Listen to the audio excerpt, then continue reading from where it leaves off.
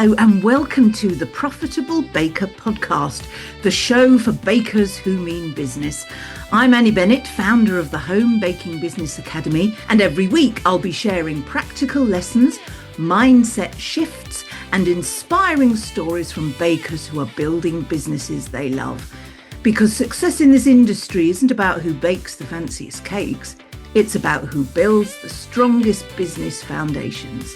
Let's get started. Hello and welcome back to the Profitable Baker podcast with me, Annie Bennett. Now today I want to talk about something that I know is going to land differently for different people listening. For some of you, it's going to feel like a relief, like someone is finally saying the thing you've suspected for a while but couldn't quite articulate. For others, this is going to feel a bit uncomfortable. And if it does feel uncomfortable, I want you to sit with that, because discomfort around this particular topic is usually a signal that something needs to change. So what's the topic? Yes, it's pricing. Specifically, it's about the very common, very understandable, and very costly ways that home bakers get their pricing wrong. Not wrong as in slightly off. Wrong as in working hard, making beautiful things, and still not earning what they should be earning. And I want to start by being honest with you. This is not a simple, tidy topic with a formula and a happy ending, because pricing isn't just a maths problem. It's also a mindset problem. And until we deal with both, the maths alone won't save you. So let's get into it. Let me paint a picture that I think a lot of you are going to recognise. A baker gets an inquiry.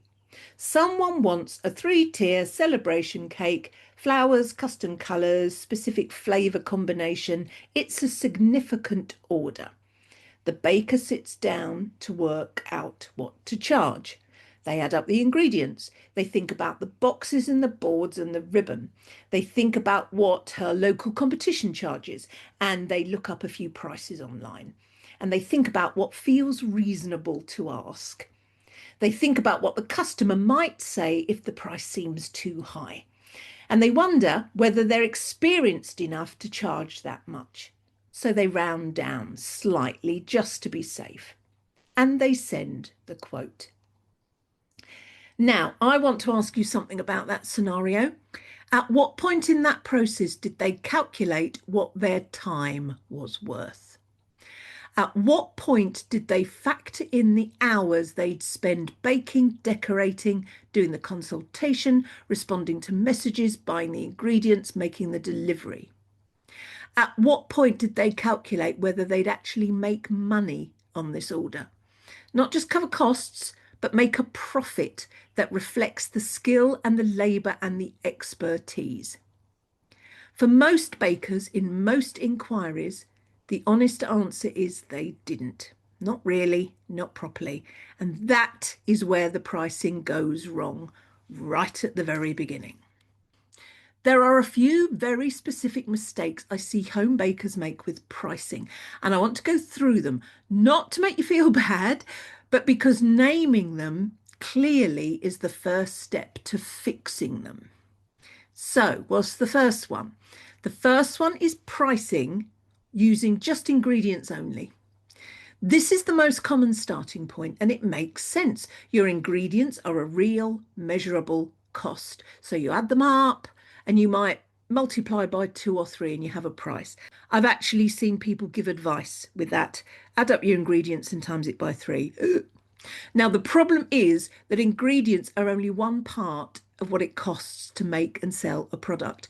They're not even the biggest part in many cases. What about your time?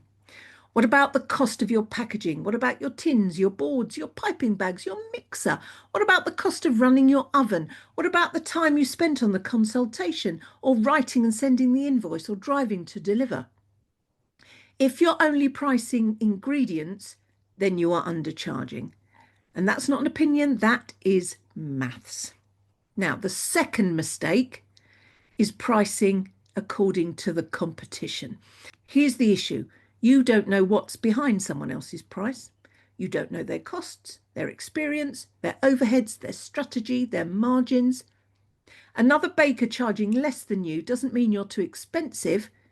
It may well mean that they're undercharging too. It might mean their costs are genuinely lower. It might mean that they're not yet running their business like a business. If you set your prices by looking sideways at what other people charge, you're anchoring your business to their decisions, including their mistakes. Now, the third mistake I see is pricing from anxiety. This one is a bit harder to admit to, but it's incredibly common. And it goes like this. I don't want to lose the inquiry. I'm not sure I'm experienced enough to charge that. What if they think it's too expensive? I'll just charge a bit less this time and see how it goes. Now, that instinct to soften the price, to make it feel safer, comes from a real place.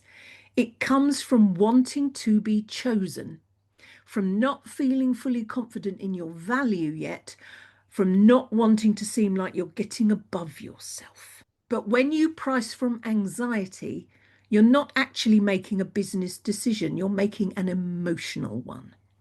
And emotional decisions made repeatedly add up to a business that cannot sustain itself.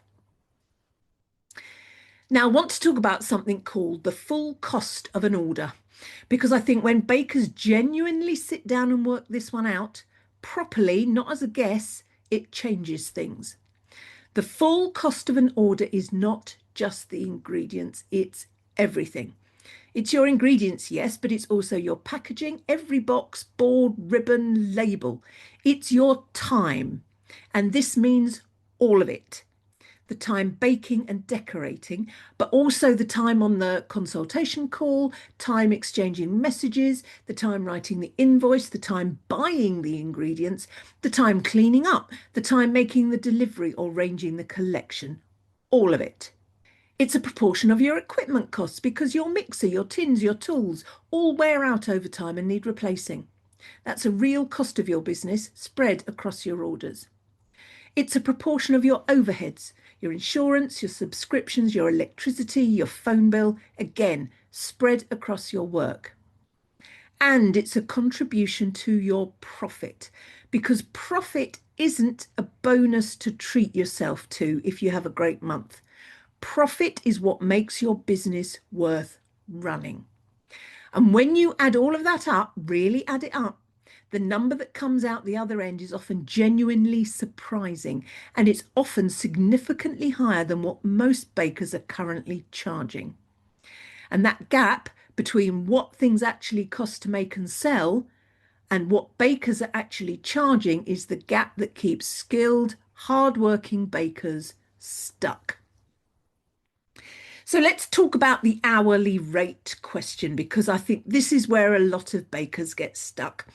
When I ask a baker what they're paying themselves per hour, I can get one of three responses. Some people have genuinely never thought about it in those terms. Some people have thought about it and feel vaguely embarrassed by the answer. And some people will tell me a number, and then if we work it out together properly, discover that the real number is quite different to the one they thought. So here's an exercise for you. Get your pen and paper. You can do a pause on this podcast and do it in real time, or you can do it afterwards, but I want you to do this. Take an order you completed recently, something that felt fairly typical for your business. Now, honestly and generously estimate how many hours it took you total. Everything I listed a moment ago: baking, decorating, admin, delivery, shopping, consultation, every touch point that took your time. Now look at what you charged. Subtract your ingredient costs, your packaging costs, your overheads. What's left? What does that work out to per hour? For a lot of home bakers, that number is somewhere between concerning and genuinely eye-opening. I've had this conversation with bakers who've done this exercise and realised they were effectively paying themselves less than minimum wage for highly skilled work that takes years to develop. I've also had bakers tell me that if they charge for their time, they'd price themselves out of the market and never get any customers. Right. To those bakers, I say this. 1. Would you apply for a job that offered a wage of less than £1 an hour? Of course you wouldn't. So stop running an expensive hobby. And two, yes, you might price yourself out of the market of people who want cheap cake. So make your business known in the market of people that are happy to pay for quality, bespoke cake. Those people are out there. You just need to find them. And here's the thing I want you to really hear. You are not a factory. You are not a supermarket bakery with economies of scale and automated production lines. You are a skilled individual making bespoke, handmade products that require expertise, creativity, and care. The hourly rate you're paying yourself should reflect that. So let's talk about the mindset, because I promised I would, and because I genuinely believe it's the root of most pricing problems in the home baking world. Somewhere along the way, a lot of home bakers absorb the idea that charging properly is somehow greedy or unkind, or that it'll put people off, that there's something slightly uncomfortable about valuing your own work highly. But I want to gently but firmly push back on that. When you undercharge, you are not being generous. I know it feels that way, but what you are actually doing is subsidizing your customers with your time and energy and expertise, and doing it in a way that isn't sustainable and that quietly diminishes the value of what you do. Charging properly is not arrogant. It is not greedy. It is the basic act of respecting your own expertise and running your business in a way that can actually last. I also want to address the fear of losing the inquiry directly, because I know that fear is real. And here's what I've found consistently.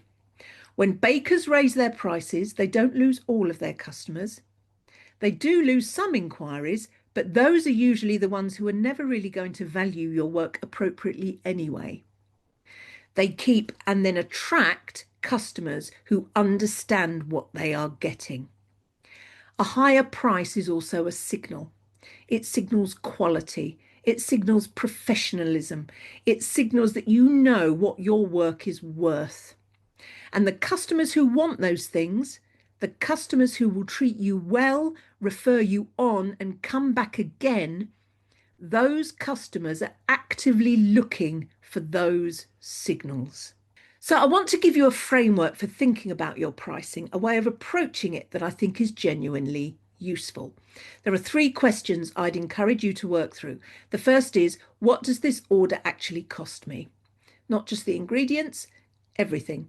Use the list I went through earlier as a starting point. Write it down, actually add it up. Don't estimate, or if you have to estimate, estimate generously. The point is to get to a real number, not a comfortable one. The second is, what do I need to earn from my baking business? Now, this is a question about sustainability, not luxury or greed, sustainability. What hourly rate would make this business worth running? What do you need to earn over the course of a month or a year? What would feel fair given the skill and time and effort you're putting in? Start there and work backwards into your pricing. And the third question, who are you pricing for? And I mean this genuinely. Are you pricing for your ideal customer, the person who values handmade quality expertise? Or are you pricing for the customer who wants the cheapest option available? Because those are 2 completely different markets. And if you try to compete on price with supermarkets and mass producers, you will lose every time. The home baker's competitive advantage is not low prices. It is skill, personalization, quality, care, and the experience of working with a real human being who loves what they do. So price accordingly. And before I close, I want to say something to the baker who's listening to this and feeling a slight sinking feeling. The one thinking, I know my prices are too low and I don't know what to do about it. Well, first of all, well done for knowing. Honestly, a lot of bakers don't let themselves know. They avoid the calculation because the answer feels scary. You already being honest with yourself is the hardest part. Second, This doesn't have to change overnight. If raising your prices feels terrifying, you don't have to just double them tomorrow. You can start with new inquiries. You can increase for a specific product line. You can take one order and price it properly and see what happens. What I'd encourage you to avoid is the idea that you'll sort the pricing out when you feel ready, or when you're more experienced, or when you have a more established customer base, because that day has a way of not arriving. The bakers I know who charge properly didn't feel completely ready. They just decided that their work was worth it and acted on that decision. And you can absolutely do that too. Now, pricing is one of the things we go into in real depth inside the Home Baking Business Academy membership. Not just the maths of it, but the whole picture, the costs, the mindset, the practicalities of raising your prices, how to handle inquiries with confidence, and how to communicate your value in a way that feels natural rather than defensive. And if today's episode has made you feel like it's time to look at this properly, I'd love to see you inside the membership. All the details are in the show notes. And if you found this episode useful, please do share it with a baker you know. Pricing is one of those things that affects every single person in this industry. And the more bakers who approach it with clarity and confidence, the better for all of us. Thank you so much for listening. Take care of yourselves, take care of your businesses, and I'll see you next time.